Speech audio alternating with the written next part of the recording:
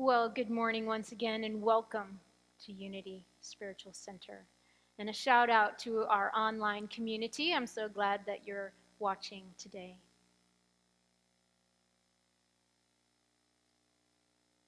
Da-na-na-na. Da-na-na-na.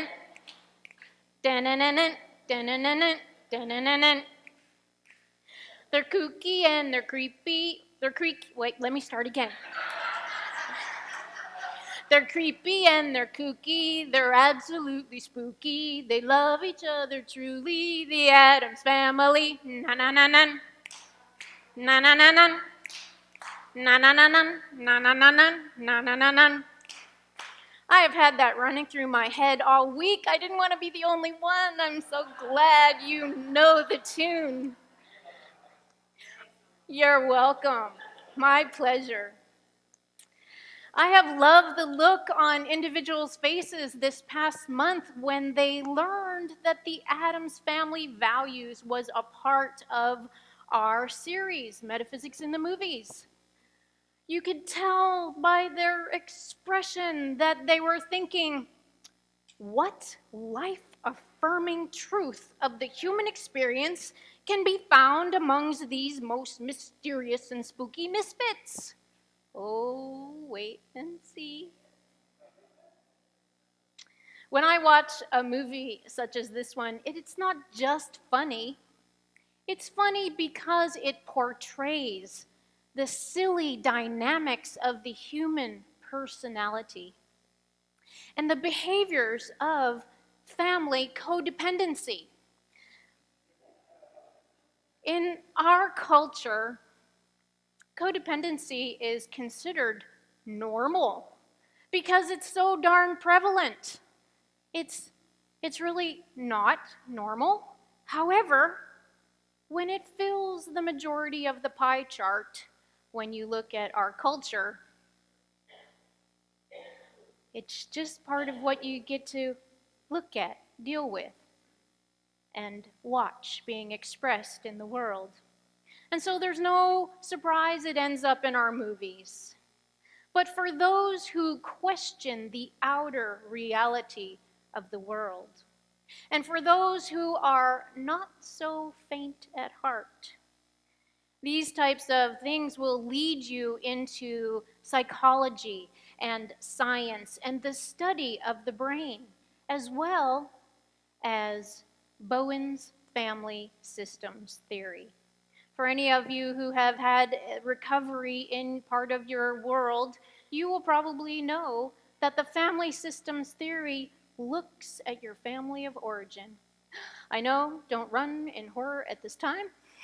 Just take a deep cleansing breath. Families like the Addams make it fun. It also points out that our family traditions and our limiting beliefs that keep us stuck and small are on display in our cultural art known as movies. And it gives us the opportunity to laugh at ourselves. Oops. And in addition to all that, there's love. What's a movie without some romance? In our Unity 12-Power teachings from Charles Fillmore, co-founder of Unity, we know love to be the ability to attract, to unify, and to desire. It's the ability for unconditional acceptance and forgiveness. Love is actually one of this Unity Spiritual Center's core values, and it's grounded in principle number 2, where we each have the divine spark within ourselves, and so that means that you all have the divine spark within you as well. Sometimes difficult to see in our members of our family of origin, but it's there. And so as a community, choosing that as a core value, we have made it a goal to learn what love is and how to express it in a healthy way. Gay and Kate Hendricks, the founders of the Hendricks Institute, an international learning center that teaches core skills for conscious living and conscious loving, says that a conscious relationship is one in which people are awake to themselves, their feelings, their thoughts, and are open to the flow of love and attention with one another. Love isn't static, it shifts. It flows. Woven into families and love, it sometimes can look dysfunctional. And I can see both healthy love and dysfunctional love within this kooky, quirky Addams family. Nikki's influenced me with my inability to speak. We call each other sister.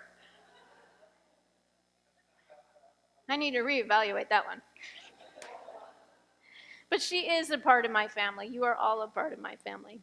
But what I can see within the Addams family is that there is absolutely a presence of unconditional love, acceptance, and forgiveness.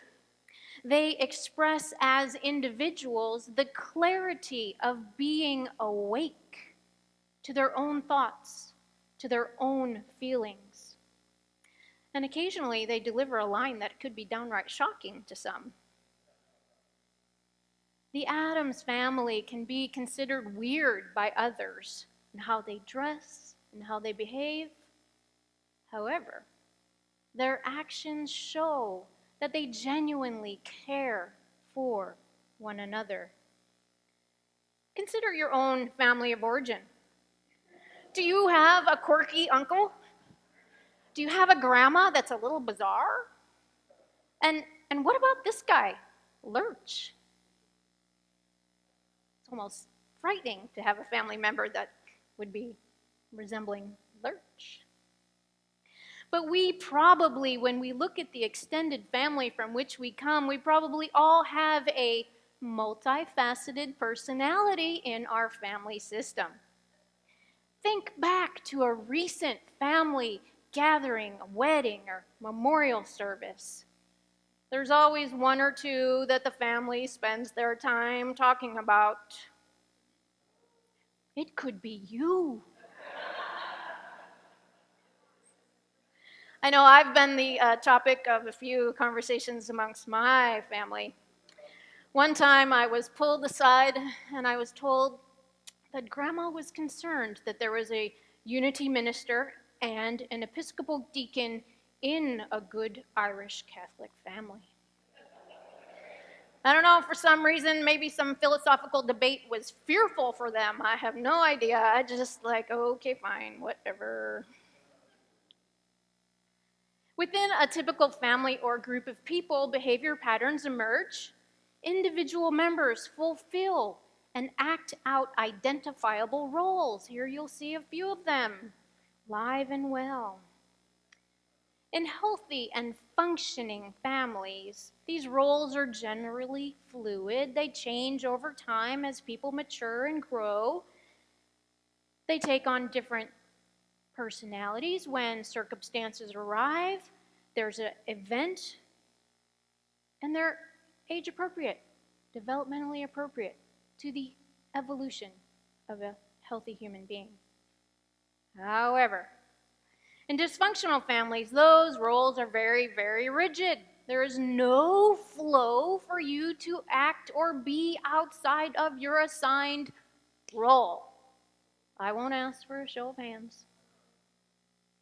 In healthy families, members are integrated, and various parts of themselves, their mental, emotional, physical being, can express.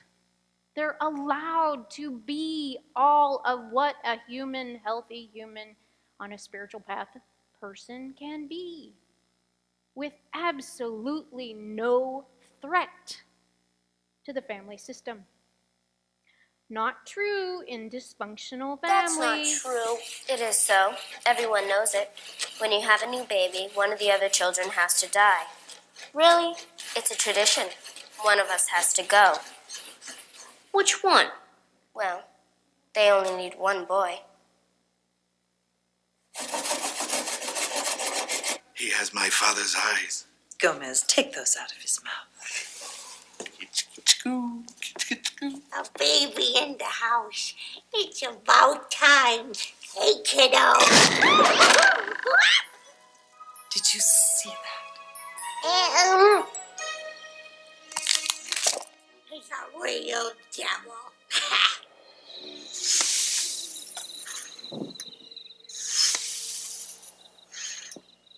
Pugsley, the baby weighs 10 pounds. The cannonball weighs 20 pounds. Which will hit the stone walkway first? I'm still on fractions. Which do you think? The cannonball? Very good. But which one will bounce? The baby?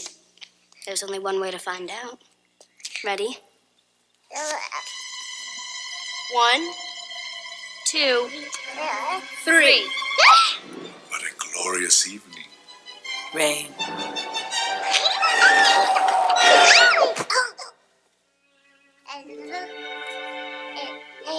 Cara mia! Oh dear.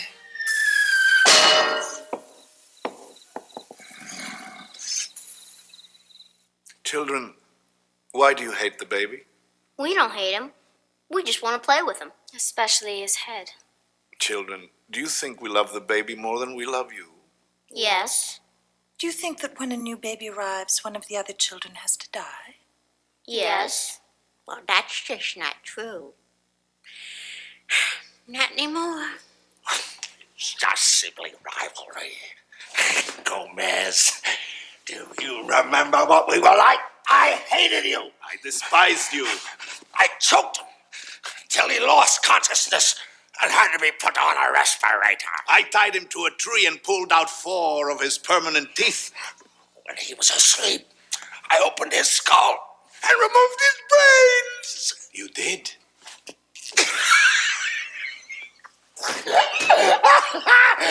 Brother! Brother!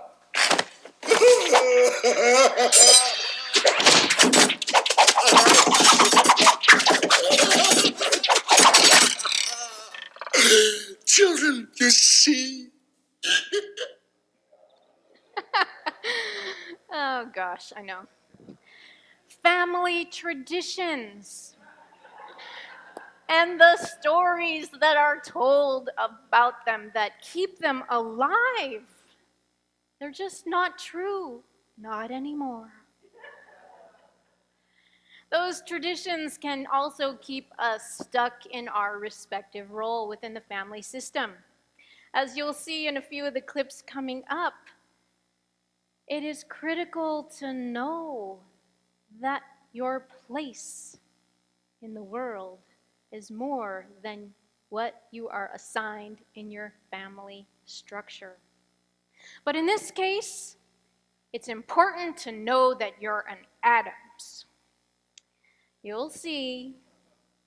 In dysfunctional families, the roles themselves become a form of stability for the entire family system, stifling the natural development of all the members. Every member must bury or disown parts of themselves so they are not a threat, so that the family system in itself can be kept in place. All the roles are characterized as codependent in such a family structure. For example, consider the mafia. All of you know there is no way out. Stay back! He's very sick.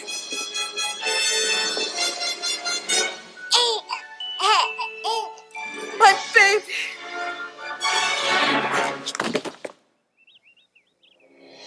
Lumbar, dishing, pox and dinner, curad, rattle, bone and brain. Bone and brain. Well, he's stubborn. Works on cats. What are we going to do? Is it hopeless? Here it is. Chapter 18, Infant Possessions. He's possessed? Warning signs. Severe alterations in appearance and personality. Such alterations can become permanent. Permanent. Those golden curls. Those rosy cheeks? That smile. These terrifying changes are most often the result of a troubled family life. Separations. Separations, you mean? Fester. Bingo! This kid knows that something's not right around here. Unless Fester comes back, we're talking dimples. Not in this house. He could stay this way for years, forever. He could become a lawyer, I won't listen! an orthodontist, The master. president. Please, I beg you, take me.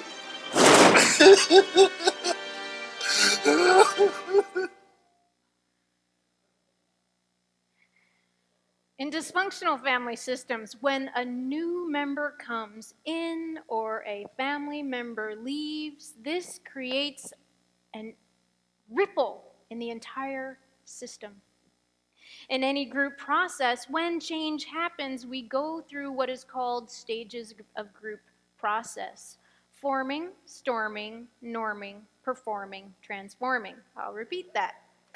Forming, storming, norming, performing, transforming. And actually, this is posted on the volunteer bulletin board because as volunteer team members come in and out of each and every one of the volunteer teams that make this place function, there's a little bit of that going on. It's just new group process. And so it's important to be awake to what are the natural, normal, healthy symptoms of change. That's why we post it. That's why we talk about it. Hawaii is wonderful. I wish you were here, and I can never see you again. P.S. Debbie says hi. I don't understand. For weeks, not a word, and now this. Darling, come to bed. He can't be serious. Have I done something, said something? Why does my brother despise me? He adores you. I'd do anything for him. At his request, I would rip out my eyes. At his command, I would crawl on my belly through hot coals and broken glass. Why wait? Has Fester gone mad? This is all just some sort of phase. Post-honeymoon malaise. It's very common. We looked. Then we saw him step in on the mat. We looked, and we saw him. The cat in the hat. Are you enjoying this? To think, a child of mine. I know it is wet, and the sun is not sunny. But we can have lots of good fun. It is funny.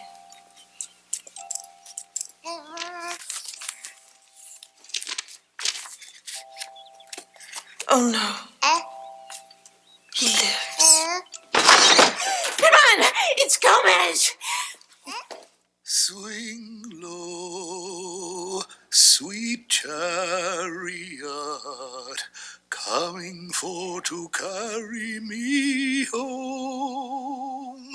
Swing low. My baby is ill, Sweet and my husband is dying.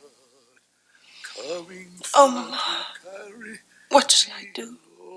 Well, you have a black dress. low, sweet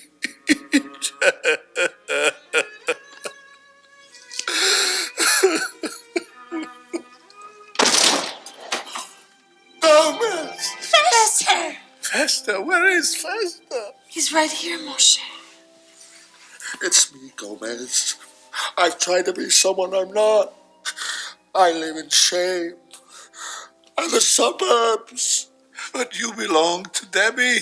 You're Debbie's love toy. You are Mr. Debbie. I am an Addams. Fester!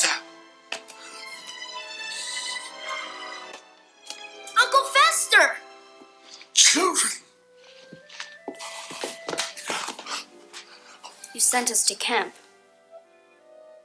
They made us sing.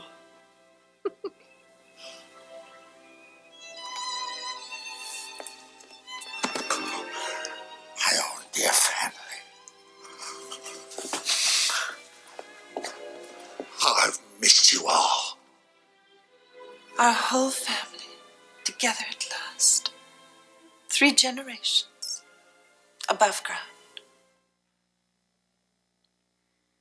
So in the Addams family, the addition of a baby brings chaos to the children.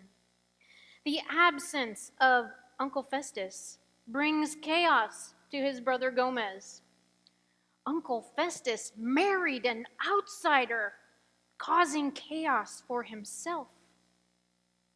The sensitivity of the newborn and his stress-induced chaos made him turn into a blonde-haired, curly Cabbage Patch doll, which caused chaos for both his mother, Morticia, and her mother, who was desperately trying to use her spells, read the old rules and structure, to keep the family stable.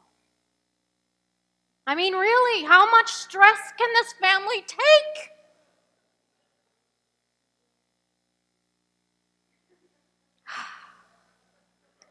With all this change, chaos, and instability on the outer, can you just imagine the internal dialogue that is taking place, the mental and emotional upset?